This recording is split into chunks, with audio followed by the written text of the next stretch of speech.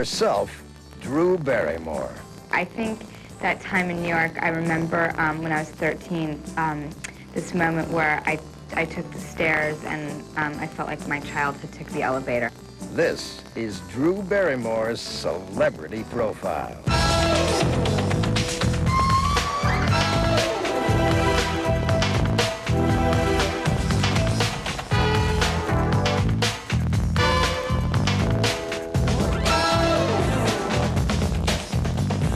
Drew Barrymore was born into the oldest and most respected acting family in history. It's a family steeped in talent and tragedy, a family that for over 100 years fought to escape what has been called the Barrymore curse. In December 1876, vaudevillian Maurice Barrymore wed comedienne Georgiana Drew, uniting two stage dynasties to create a sort of royal family of the American theater. Maurice and Georgiana gave birth to 3 children, Ethel, Lionel, and John. The siblings became the premier acting family of early motion pictures. John, billed as the great profile, was one of the most celebrated actors of the 20s and 30s, and sadly, like his father, an almost equally notorious alcoholic. Late in his life, John gave this telling interview. The gentlemen from the newsreel have informed me that they wish to see the Barrymore profile. That is as much of it as is left. Here goes. John Barrymore's third wife, Dolores, gave birth to 2 children, Dolores Ethel and John Jr. Capitalizing on his family name, John Jr. parlayed his good looks into a brief stint as a matinee idol, making his debut in the 1950 Western, The Sundowners. What are you doing? Taking the shells out of this gun. You try a bluff like that on Wichita and you won't live a second. Wichita would never fire on me. You want to bet? I'll bet my life on it. John Jr., promoted as the new Barrymore profile, had inherited his father's looks, talent, and unfortunately his taste for alcohol. John's drinking sabotaged his career, and his personal life saw 2 failed marriages. Then in 1973, John Jr. married aspiring actress Ildiko Jade. Their union was short-lived, and the couple separated before the birth of their only child. Drew Blythe Barrymore was born on February 22nd, 1975, at Brotman Memorial Hospital in Culver City, California. Ildiko Barrymore was now a single parent with an acting career on hold. Ildiko, who used Jade as her professional name, took a series of jobs waitressing at such places as the Troubadour on Santa Monica Boulevard. Looking to find ways to make ends meet, Jade began taking Drew on baby auditions, where fearlessness helped her nab her first job. This is a baby, and this is a baby. I went in for the audition, and according to the person who told me the story, there were babies hanging off the chandeliers and babies everywhere, and my mother brought me in, and I was playing with the dog. I'm supposed to be playing with the dog, and the dog bit me on the nose, and everybody sort of went, oh my God, lawsuit, and they panicked and freezed, and I started laughing, and they were like, she's hired! More jobs quickly followed, and soon Jade found herself managing her daughter's burgeoning career. Jade enrolled Drew in Fountain Day School, a small private school in Hollywood. Drew was a natural actress right from the beginning. Teacher Clara Sardeggi remembers the production that brought Drew her first kiss. She was a little teaser. She used to tease. And when it came to the part where St. Patrick said, now for a kiss, you'll get the gold, she sort of got close to him and said, well, are you going to or not? And he just looked at her and said, okay. And that was the first kiss.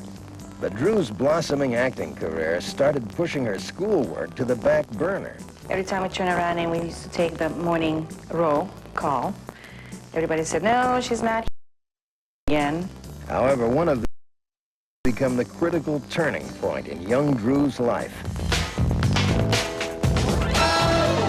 When Celebrity Profile continues, Steven Spielberg casts Drew Barrymore in one of the biggest blockbusters of all time. When Drew came in, she had the part the minute she stepped into the room because she began to make up these stories that she was a punk rocker. And later, superstar 8-year-old Drew becomes a leading lady by day and a club kid by night. In the beginning, we would go like on the weekends and stuff every weekend. And then as I got like a little bit older, I'd just go on my own every night.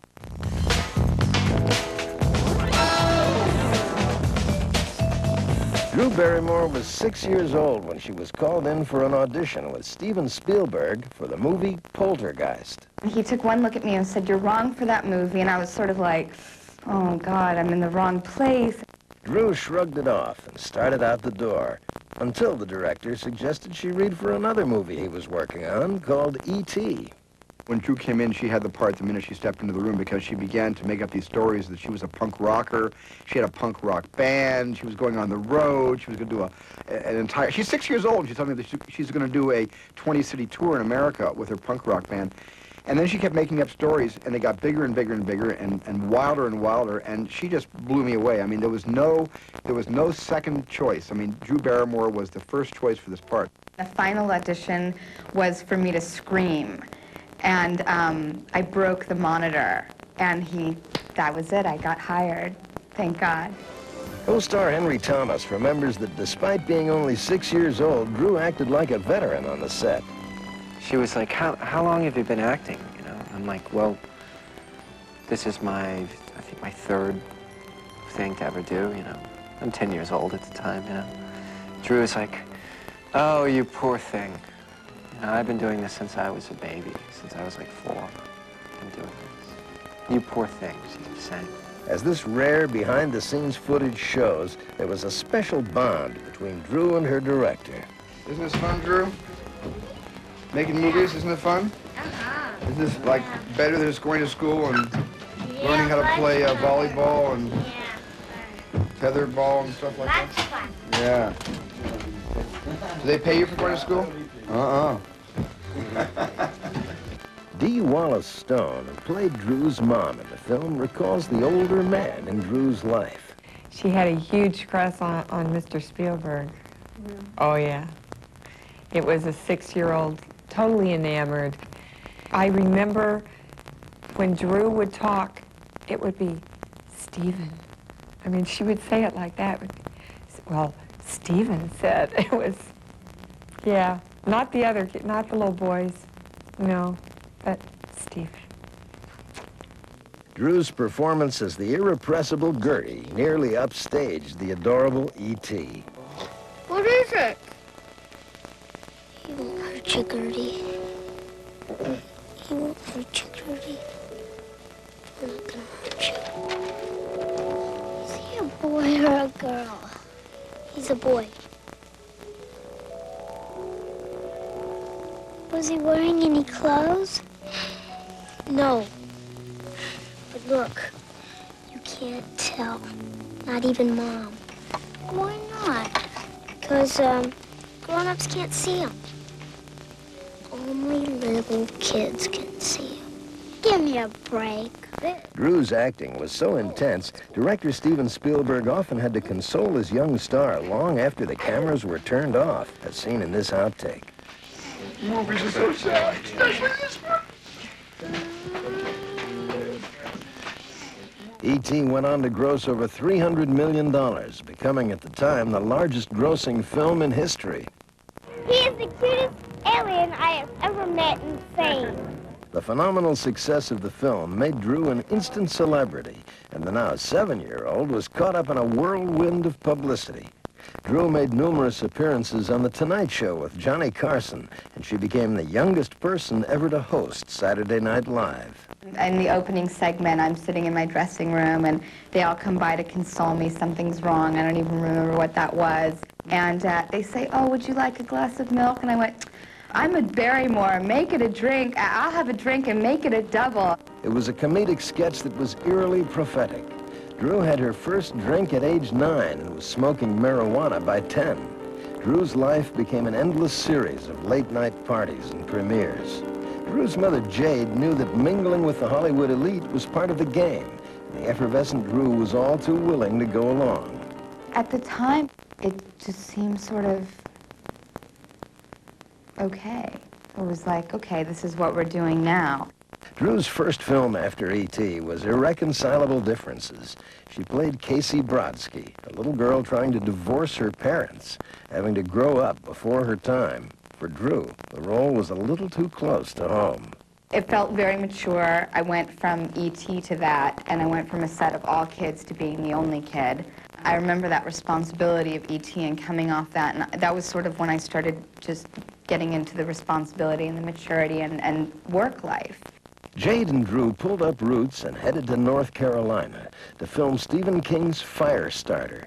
The lonely Drew found a lifelong friend in stand-in Jennifer Ward, whose family virtually adopted Drew during filming.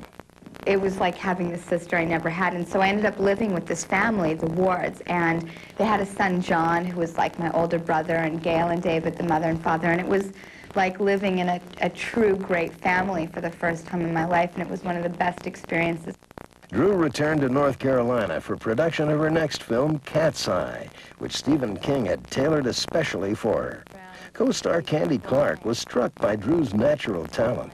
We're doing the scene and she's crying. I'm like, so at the end, when they said cut, I'm like, Gloria, how did you do that? How did you do that? How did you cry? She said, I don't know, I just did it. So even then, she was like this fantastic actress.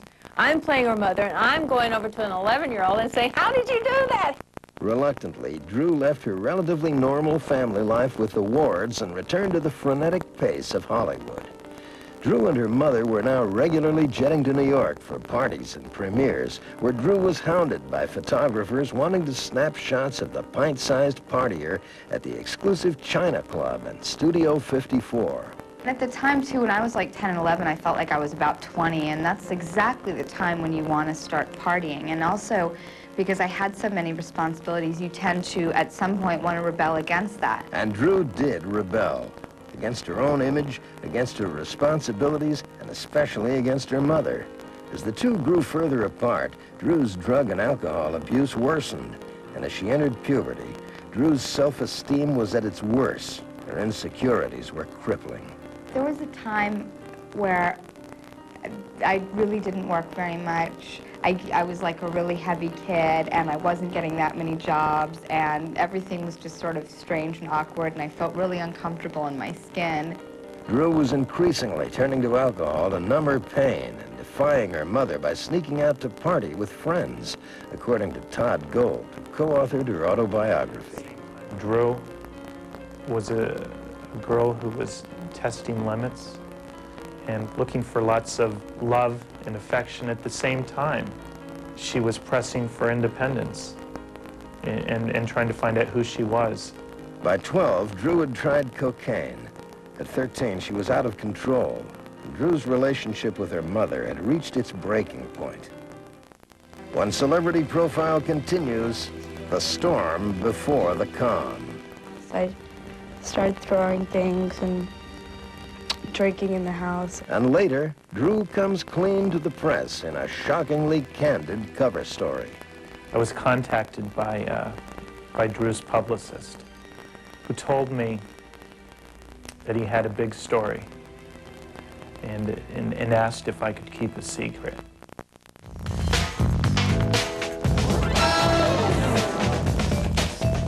By her own account, Drew Barrymore had lived a life out of control almost from the time she was 6. By age 13, drug and alcohol abuse were taking a very personal toll. During a binge on June 28, 1988, Drew called her mother and demanded that she move out of the house. When I got home, she was there, and I was real drunk, and I got just real angry, you know, that she was there in the house. I started throwing things and drinking in the house, and so she got real fed up. She didn't want to take it anymore. That night, Jade took 13-year-old Drew to the ASAP Family Treatment Center, a substance abuse facility in Van Nuys. Drew fought the intervention. I was too drunk. I mean, I was like, they had to like practically carry me in there. But the minute I realized where I was and I was sober and it was the next day or whatever, I wanted out. But Drew remained, keeping her treatment from the public and press while she struggled to regain control of her life. As Drew's recovery progressed, she was allowed a leave of absence to shoot the independent film Far From Home. Dad, I'm not 12 years old anymore. I know you're not. What's the problem? Keep your shirt on. Take it out to the pool. Have fun. Shooting the remote town of Gerlach, Nevada, Drew managed to stay sober despite the cast and crew's penchant for late-night partying. Determined to beat the Barrymore curse, Drew slowly learned to change her lifestyle, leaning on her friends to get her through the rough times. You just hang out like normal day-to-day occurrences, go to the movies, go have breakfast, just be be friends. Like there's no, you don't think of it in terms of, gotta be Drew's support group now. Drew's commitment to recovery paid off. A release was recommended, filling Drew with optimism. Then, on the day after she received her discharge date, a bombshell. Drew's secret torment was about to go public. A tabloid writer had broken into the hospital I was in, and they put out this big story, and it really scared people. In a brave move, Drew contacted People writer Todd Gold. There was a sense of beating them to the punch with the real story. And at the same time, I think there was a very smart decision being made, which was to have Drew come clean and tell the truth. I felt like all of a sudden I might have had the chance to relate to people. All of a sudden my aloneness, maybe I didn't have to be so alone. Maybe other people felt alone too. The brutally honest article created a media sensation.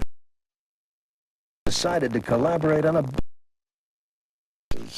Once Drew decided to do the book, she was convinced it was the right thing to do, and she never had any regrets. And I think she's very much the same today. Once she makes a decision, she throws herself into that and then moves on. Though writing the book was therapeutic, Drew was still struggling to deal with the pain. The 14-year-old experienced a brief relapse in the summer of 1989 that became her darkest hour.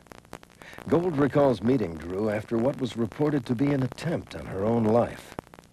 We were sitting in a restaurant in West Hollywood. She sticks out her arm across the table and rolls up her sleeve and says, "See what I tried to do?" And there were scars on her wrists.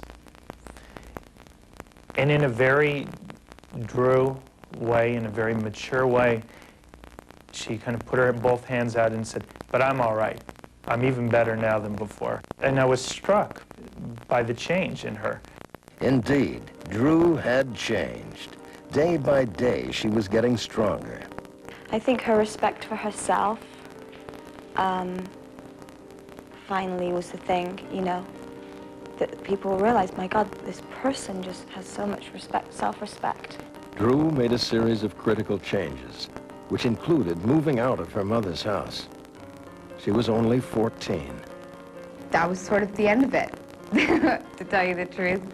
That was, we just went in our separate ways and had to go and live different lives, and that's okay. I think society puts a lot of pressure on you that you have to love your family, and I think you do have to love your family. It doesn't mean you have to spend all your time with them. Whether she wanted to move out at the time or not, or whether it was the right thing to do or worked out better or not, there really was no choice at that time. Now sober and on her own, Drew decided it was time to go back to work. The question was, would Hollywood take her back? Very quietly, I worked in coffee houses, and I, got an apartment, and I lived on my own, and I didn't have a car, and I would get myself to auditions, and I understood the trepidations at first, and the sort of, do you feel lucky to be here? I totally did. I got it. And when it came to being a waitress, like any true Barrymore, Drew improvised. She said that people would come in and ask her, for this, that, and the other, and she just really wouldn't have a clue what they were talking about. She just would make them some concoction, I think, maybe even her own choosing. Yeah, I thought she was just like hanging out there Smoking with friends cigarettes. or something. I didn't know she actually had a job there. Realizing the service industry wasn't her cup of tea, Drew hung up her coffee pot and hit the audition trail. She was determined to rebuild her acting career and eventually landed a co-starring role in the CBS school break special, 15 and Getting Straight. In a strange twist of fate, Drew seemed to be playing herself. I'm Susan Lapidus. I'm 15. I'm an addict alcoholic, bulimic. I was brought to the hospital a week ago because I was hemorrhaging. Then I transferred here. No one asked my permission. Although they were a far cry from the big studio movies of her childhood, Drew auditioned and won roles in a string of low-budget films. There was a buzz in Hollywood that Drew was back and ready to work. And eventually, word gets around town that you're doing well, you're doing good on your auditions. That led to another audition, and that audition led to someone talking to another person who was doing a low-budget film called Poison Ivy. And that was my first film back. When Celebrity Profile returns, Drew Barrymore shatters Hollywood's narrow perceptions and turns a B-movie role into a major career comeback. I was like, oh, I don't know. You know, the last time because I grew up here, the last time I'd seen Drew, she was like dancing on a tabletop somewhere in some club. And later, Drew reveals a whole new side of herself. I was just free and having a really good time. Fall and winter?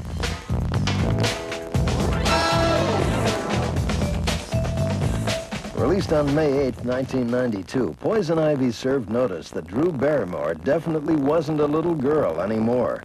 The role of sexy, manipulative Ivy was a major departure for Drew. Co-star Tom Skerritt remembers Drew's determination. What she was presenting to me personally and professionally was a representation of someone who's going to overcome whatever problems she had. And she understood that, which was unique. Flushed with confidence from her successful star turn in Poison Ivy, Drew went after her next role with gusto. Determined to get an audition for the independent film Gun Crazy, Drew tracked down director Tamara Davis. And then what was so amazing was Drew called me personally. She called me on the phone while I was casting, and I answered, and she said, this is Drew Barrymore. I read the script, and you have to see me. I love this character more than anything. I have to play this character. Davis had heard the old rumors about Drew and reluctantly agreed to meet with her. I just met with her, and I just completely couldn't get her out of my mind. I drove home from the interview totally in love with her, just madly in love with her. She completely bewitched me. Critics praised Drew's portrayal of an abused girl on the run. I'll never forget Vincent Canby really just singled out her performance in the film and said, this is the kind of performance that makes a star. And, I'm sure that must have made her feel great. It made me feel really proud of her. Drew had hit bottom and fought her way back. She enjoyed renewed critical respect and won a Golden Globe nomination for Best Actress. She was interviewed moments after the nominations were announced. Nothing like this has ever happened to me. I know that we're all shocked. I'm shocked most of all, and I'm really grateful. Drew made a rare foray into television to star in 2000 Malibu Road, a nighttime soap directed by Joel Schumacher. Joel recalls the first time he met Drew. I was sitting in a restaurant in Beverly Hills with my friends, and there was a tug at my sleeve, and this, exquisite 8 or 9-year-old child was standing there, and it was Drew Barrymore, and she said, "Hi, I love your movie. I've seen it 50 times, and I know every word." And I was so undone by this beautiful child. So we've stayed kind of friendly, and so I was able to call her up and ask her to be in the show. The series was an instant smash, but due to the expensive cast, CBS let their option lapse. Drew's television work peaked when she played the controversial part of Amy Fisher, the Long Island Lolita. She was the best Amy Fisher. Yeah. Nobody can fight that at all. It was brilliant because she went and had speech lessons. I remember all of her speech lessons that she took because that's a gnarly accent. And if you need some time because it's Christmas and stuff, I understand. Just don't say it's over. Don't say it's over. Don't ever say it's over. And America was watching. Drew's portrayal destroyed the competing 2 Amy Fisher movies in the ratings race. Now in demand, Drew chose the Western Bad Girls as her return to the big screen. Drew and her co-stars were sent to hone their bad girl skills at a cowboy camp. This was not a case that Drew could ride. This was Lily could ride. And Drew had to learn to, learn to ride so that Lily could come to life, which was very, very difficult because I couldn't even mount the horse when we got there. Stunt coordinator Walter Scott recalls Drew's drive. But she came on. I think the youth really worked there too. You know, she came right on and mastered it. She looked the coolest, actually. Drew, to her credit, she just always looked the coolest. She always like could draw and look sexy. I was like, man, what are you doing? How do you get away with it? Coming up on Celebrity Profile, Drew's career instincts leave audiences screaming for more. If you killed Drew Barrymore, you know, in the opening minutes of your movie, who knows where this movie's going to go. But first, Drew makes headlines again, this time with her surprising 5 a.m. wedding in a Hollywood bar. And the important thing is if you have to go through hell, and literal hell, I hope that you come out of it having learned something, and I really did.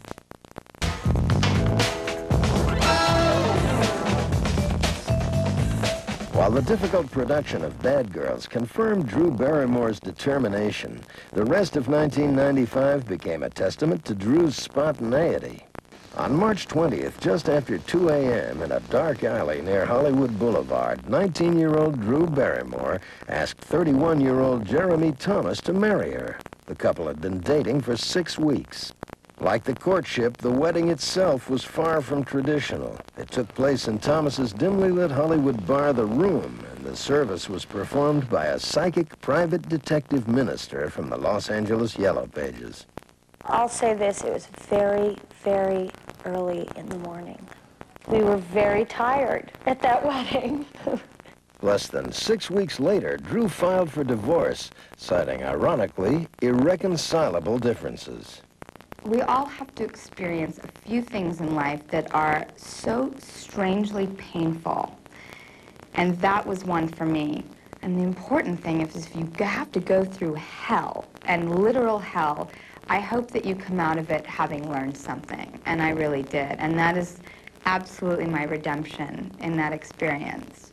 Also in 1995, having apparently conquered her body image problems, Drew took it off for the March issue of Playboy magazine. As usual, Drew didn't think twice. I'm glad that I'll be older one day and looking back at things with fondness instead of going, oh, I just missed that boat. I didn't get to do that. Later that year, Drew made headlines again, this time for impulsively stripping on stage while with friends at the Manhattan club, the Blue Angel. The next night, Drew recreated the routine as a birthday present for talk show host David Letterman. It's an act that we do, and he's Dick Haney, the world's funniest comedian. But the whole joke is he's actually so bad. Right. But it is funny. That's right. I understand. Bad. Sure. Kind of. It's the old switcheroo. Exactly. Exactly. And I'm Lolita. You're Lolita. Yes. Yeah. And I come out there, and I sort of, would you like me to do a dance for you? What? Okay.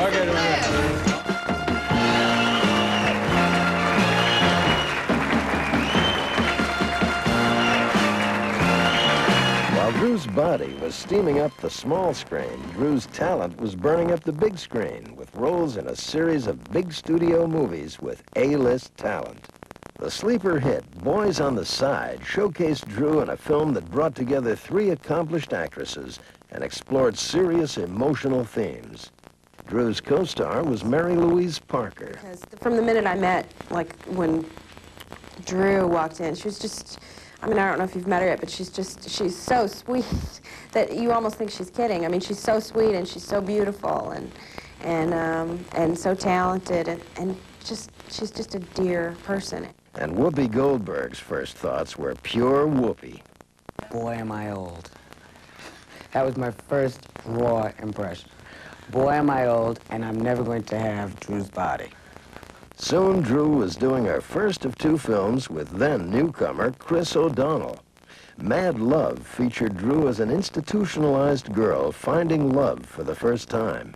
Chris recalls that Drew really identified with her character. There were a couple of scenes that I didn't realize Drew had experiences that were so similar, and when she told me, it was really felt for her because, you know, it became very real. And Drew had another surprise in store for O'Donnell. Yeah, and just You did a like, stint in a nightclub strip joint? yeah, you didn't hear about that? No. Oh, yeah, well. Wait a second. Where was I? You were, I don't know, it was in New York. You should have come, it was really fun. Jeez, I want an invite next time. Yeah, you'll get one. The friendship between Chris and Drew would continue through their next collaboration, Batman Forever. The media had a field day with Drew's saucy new image. She was featured on dozens of magazine covers.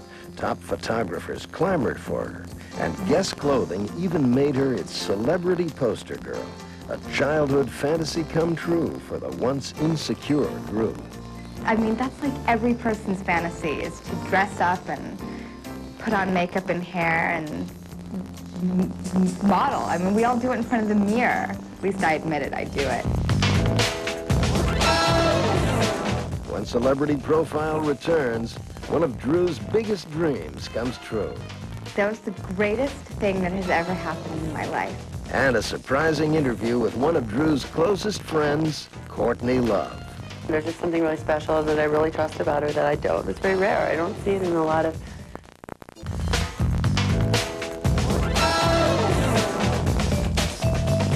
From Boys on the Side to Batman Forever, 1995 found Drew Barrymore working with some of the biggest names in the business. But it was away from the set in Seattle while filming the movie Mad Love that Drew met one of her closest friends, Courtney Love.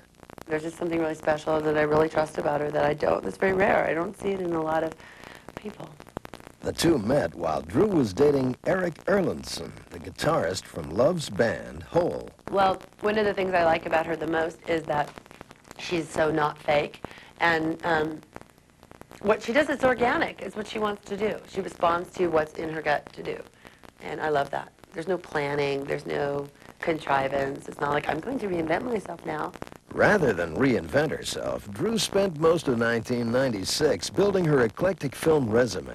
First came Everyone Says I Love You, featuring Drew playing against her public perception as an upper-class Manhattanite with co-star Edward Norton. I don't think on some level some people would have picked her for this. You know, I think when we started this, her hair was purple or something. But she put that little wig on, and all of a sudden you go, oh, she's a Barrymore. Oh, that's sweet. But remember, you've been very deprived of female contact. I used to lie in my cell at night and dream of somebody like you. Yeah.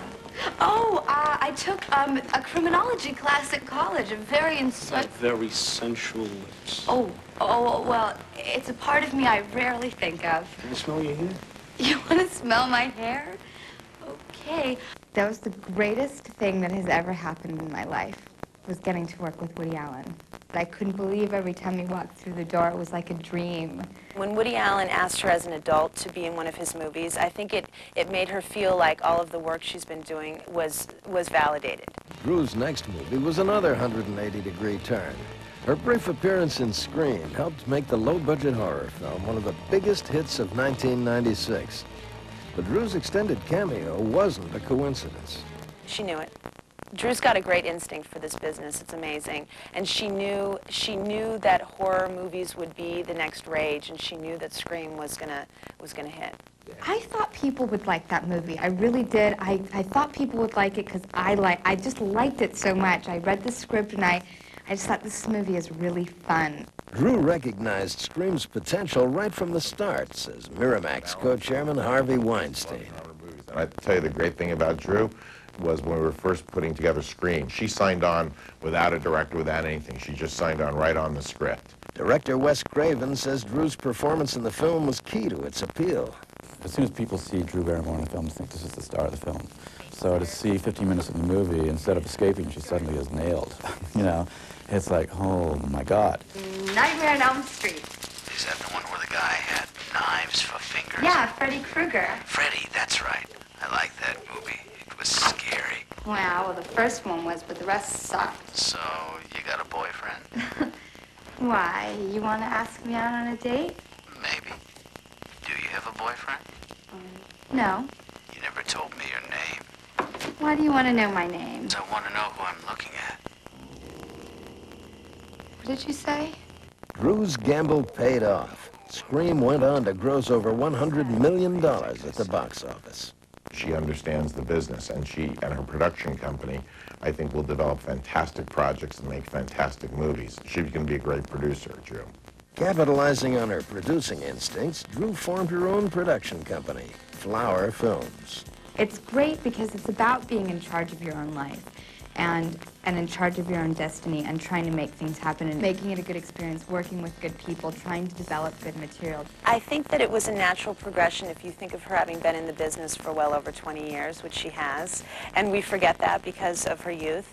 They have just taken over Hollywood. They terrorize everyone. It's great. You know, you just think, like, little Drew, can she get it together? They have, like, fab offices, totally efficient. It's inspiring. Like, I go up there for advice. When Celebrity Profile returns, Drew airs her dirty linens in public, this time for a good cause. 5 years ago, I bet your mom burned one of these in protest. My mom's bigger than that. Okay, forget the bras. We're trying to change the world.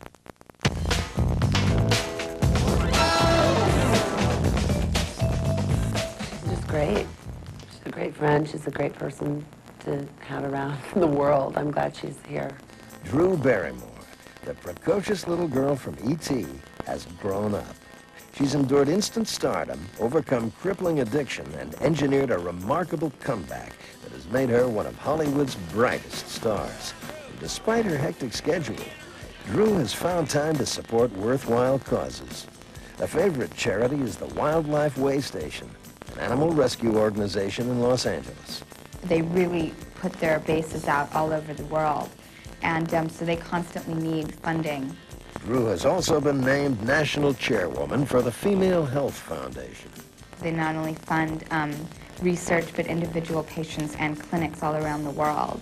And they work with the female condom. This is simple. Communication is the key. What did you do to protect yourself today? Have the female condom. If some fatal disease did fall upon you, how simple all of a sudden it would be to have protected yourself. She's also a celebrity spokesperson for Rock the Vote. Okay, look, David, women make up over half the world's population, and it's time we make some decisions, and not just what's for dinner. Drew, you know what they say about a woman's place? Yeah. It's in the voting booth. Drew's commitment to worthy causes can be traced to the gratitude she has for her own turnaround. It's a turnaround that has seen Drew rebuild her career and helped Drew come to terms with her relationship with her mother. I knew that she always wanted me to do this because she allowed me to do it from the time I was 11 months old when I did that Gainsburger Puppy Chow commercial. And I know she got scrutinized a lot when I was younger for having me and acting so young, but the truth is, if she hadn't done that, I wouldn't be sitting in this chair right now doing this interview. So in some saintly way, she gave me my life, and I appreciate that very much. Drew Barrymore has reason to be thankful. For in the end, Drew has more than survived. She's flourished. It's almost as if it was necessary for her to get there and go through it to get where she is today. If she did have a set plan, you think we'd know about it? I think not. There's so few people that are grateful to be where she is, and when you work with people that are humble and grateful to be on the set and to be grateful for their career, that really means a lot in this business. She's just full of laughter and hugs and concern for animals and capacity to, to feel empathy and cry. You knew at 7, looking at Drew, you knew she was a movie star. She was going to be a star. You just knew it. This girl's on her way to a, Academy-winning career on her own. I think she's super happy. I really do. Yeah, I'm so happy. And there isn't a day that goes by where I can't even thank my lucky stars enough. One afternoon in January 1997, Drew realized the enormous impact of her incredible journey. While promoting the release of Everyone Says I Love You and Scream, Drew made an appearance on the Oprah Winfrey Show. The audience was moved to tears after hearing Drew's triumphant comeback story and seeing her joy in coming off one of the most successful years in her career. You have grown a lot. And I like the word evolution, too, because I think that that's what we as people are here to do. Yeah. And what has been some of the greatest teachers for you, do you think? I think people who have held a lack of judgment have always guided me the strongest, because when someone looks at you and they're not judging you, it is the best you can ever feel in life. And that philosophy of treat others the way you want to be treated has kept me going. Ugh. Last time, remember how far, I think it was around the block. I think it was, wasn't it? It was. For a long time, I would go around saying, you know, I'm a very curious person. Why should I live in curiosity? You get up on stage and you took all your clothes Yeah, off. well, Tell me that's not true. Please tell me you didn't do that. Did you do that? Yeah, I did. Yeah!